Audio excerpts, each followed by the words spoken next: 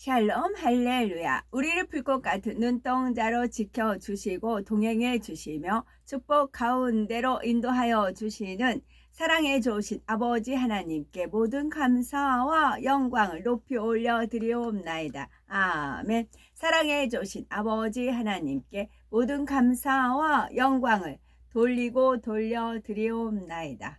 아멘. 인내라는 말씀 읽어드립니다. 베드로후서 1장 6절 지식의 절제를 절제의 인내를 인내의 경건을 로마서 5장 4절 인내는 연단은 소망을 이루는 줄 알미로다. 야고보서 1장 4절 인내를 온전히 이루라. 이는 너희로 온전하고 구비하여 조금도 부족함이 없게 하려 함이라. 야고보서 5장 11절 보라 인내하는 자를 우리가 복되다 하나니 너희가 욥의 인내를 들었고 주께서 주신 결말을 보았거니와 주는 가장 자비하시고 긍휼히 여기시는 이시니라. 누가복음 21장 19절 너희의 인내로 너희 영혼을 얻으리라. 누가복음 21장 19절 너희의 인내로 너희 영혼을 얻으리라. 디모데후서 3장 10절 나의 교훈과 행실과 의향과 믿음과 오래 참음과 사랑과 인내와 야고보서 1장 3절 이는 너희 믿음의 시련이 인내를 만들어내는 줄 너희가 알미라. 믿음의 시련이 인내를 만든대요.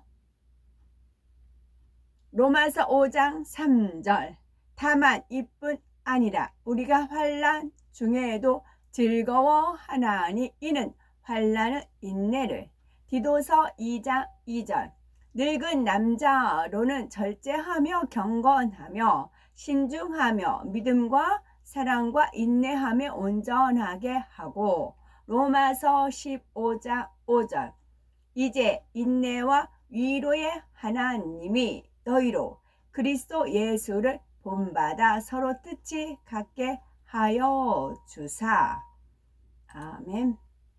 요한계시록 12장 하늘에서 큰 표적이 보였습니다. 해를 옷 입은 여자가 있었는데 그의 발 아래에는 달이 있었고 머리에는 12별이 달린 면류관을 쓰고 있었습니다. 그 여자는 임신했고 해산할 때가 되어서 해산의 고통으로 비명을 질렀습니다. 또 다른 표적이 하늘에서 나타났습니다. 7머리와 10뿔을 가진 거대한 붉은 용이 있었는데 그 머리들에는 7왕관을 쓰고 있었습니다. 그 꼬리는 별의 3분의 1을 하늘에서 휩쓸어서 땅에 내던졌습니다. 용은 아이가 태어난 순간에 삼키려고 해산하려는 여자 앞에 섰습니다. 여자는 쇠 막대기로 모든 나라를 다스릴 아들 곧 남자 아이를 낳았습니다. 그러나 그 아이는 하나님과 그분의 보호자가 있는 곳으로 끌려 올라갔습니다. 그 여자는 광야로 도망갔는데 거기에는 그가 1260일 동안 보살핌을 받도록 하나님께서 마련해 두신 곳에 있었습니다. 그 후에 하늘에서 전투가 벌어졌습니다. 미카엘과 미가엘과 그의 천사들이 용과 맞서 싸웠습니다. 그러자 용과 그의 천사들이 반격했습니다. 그러나 그들은 이길 힘이 없었고 하늘에 그들을 위한 자리는 없었습니다. 큰 용이 던져졌습니다. 그는 곧 마귀와 사단이라고 알려진 옛 뱀이며 온 세상을 속이는 자입니다. 속이는 자예요. 그는 땅으로 쫓겨났고 그의 천사들도 함께 쫓겨났습니다. 근데 속는 데 있어서요, 모르고 속는 거고 알면서 속는 거는 질이 틀려요. 알면서 속는 경우도 있어요. 그럴 때는 하나님께서 그런 놀라운 또 지혜를 주실 때가 있어요. 알면서 속는 경우도 있어요. 그때 나는 하늘에서 큰 음성을 들었습니다. 이제 하나님의 승리와 능력과 왕권과 그분의 메시아의 권위가 이르렀다. 이는 하나님 앞에서 밤낮으로 우리 형제들을 고소하는 자가 쫓겨났기 때문이다. 그들은 어린 양의 피와 그들의 증거한 말씀으로 그를 물리쳤다. 그들은 죽음 앞에서도 생명을 아끼지 않았다. 그러므로 하늘과 그곳에 사는 자들아 기뻐하라. 그러나 너희 땅과 바다야 너희에게 화가 있을 것이다. 대적자 사단이가 자기 시간이 짧다는 것을 알고 크게 화가 나서 너에게 내려갔기 때문이다. 용은 자신이 땅에 던져진 것을 알고 남자아이를 낳은 여자를 쫓아갔습니다. 그러나 그 여자는 큰 독수리의 두 날개를 받아서 광야에 있는 자기 처소로 날아갈 수 있었고 그곳에서 뱀의 낯을 피하여 한 때와 두 때와 반 때 동안 보살핌을 받았습니다. 뱀은 홍수로 쓸어 버리려고 여자를 뒤따르며 입으로 물을 강물같이 품어냈습니다. 그러나 땅이 여자를 구하려고 입을 벌려 용이 입으로 품어낸 강물을 삼켜 버렸습니다. 용은 그 여자에게 분노하여 하나님의 명령에 순종하고 예수와를 증거하는 사람들인 그 여자의 남은 자녀들과 싸우려고 갔습니다. 그 후 용은 바닷가에 섰습니다. 13장. 그리고 나는 바다에서 10뿔과 7 머리를 가진 짐승이 올라오는 것을 보았습니다. 오헨리가 쓴 단편소설 마지막 잎새가 있어요. 이거를 잠깐 줄거리 읽어드릴게요. 뉴욕에 거주하던 여자 화가인 존 씨는 폐렴으로 투병 생활을 하던 도중에 죽음을 눈앞에 두고 있었지요. 의사는 이대로는 존 씨가 생존할 가능성은 거의 없을 거라고 판단했습니다. 존 씨는 담장에 있는 담쟁이 넝쿨잎을 보면서 그의 잎이 모두 떨어진다면 자신도 죽을 거라고 생각했지요. 아래층에 사는 원로 화가인 베이먼은 언젠가는 걸작을 그리겠다고 장담하면서도 오랜 동안 어떠한 그림도 남기지 않으면서 술을 마시고는 남을 비웃으며 살았지요. 존 씨는 입이 떨어지면 죽는다는 소문을 들었지만 베이먼은 터무니없는 이야기라고 일축했답니다. 그날 밤새 심한 비바람이 불면서 아침에는 담쟁이 덩굴잎은 마지막 한 장만 남았죠. 그 다음날 밤에도 심한 비바람이 몰아쳤지만 마지막 한 장만 남은 잎이 담장에 남아있는 것을 본 존 씨는 기력을 되찾게 됩니다.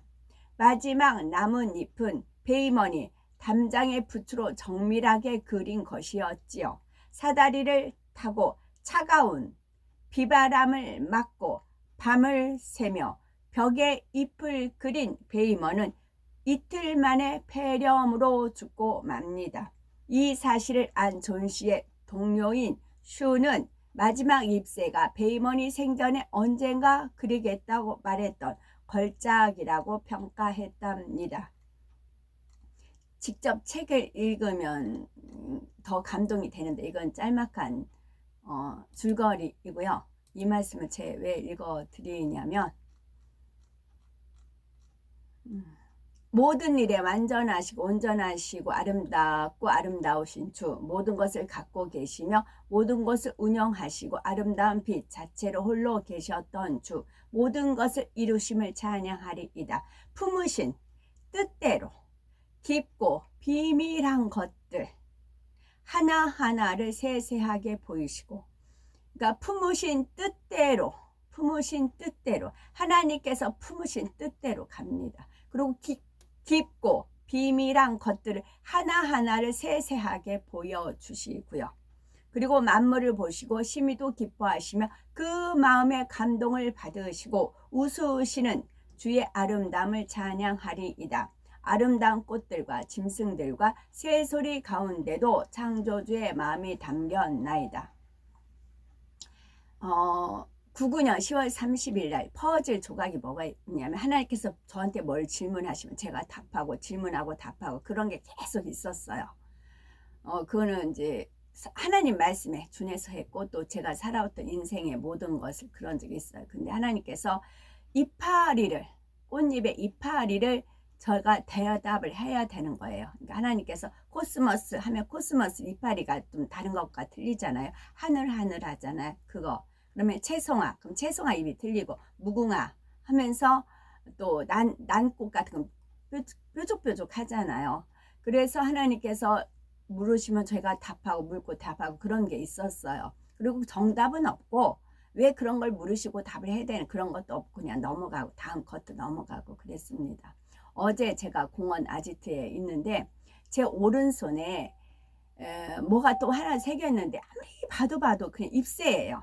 그 이파리 있잖아요. 그냥 보통 이파리 이렇게 그리잖아요. 그런 이파리예요. 근데 이 이파리가 왜 있는지 알 수가 없는 거예요.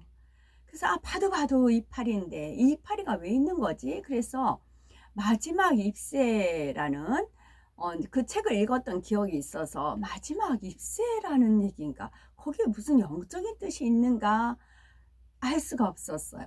그리고 제가 이제 그 공원에 그 나무 그늘에 있다 보니까 나무가 상수리 나무 비슷한데 또 상수리 나무는 아니에요. 상수리 나무 잎이 비슷한 겁니다. 내내 그 그늘에 있었습니다.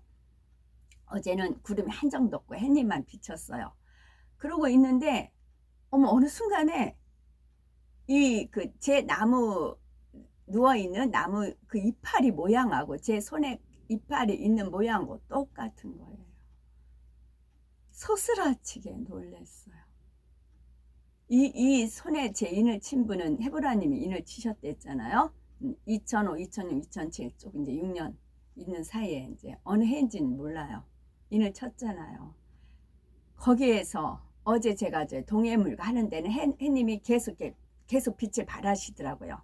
계속 빛을 발하시고, 그래서 동해물과 다 이제 읽을 때까지 빛이 다 발하시더라고요. 그래서 이거는 이제 믿지 않는 분들은 동해물관 다 알잖아요. 제가 그래서 핸드폰 아는 분들한테 보내라는 그런 사인을 해가지고 해서 이제 우리나라가 또 동해물과 가사가 또 하나님 감동함 속에서 지어져 있는 거, 소나무 있고 또 달, 밝은 달 그런 거 있고 이제 그런 영적인 뜻들이 있는 거지요.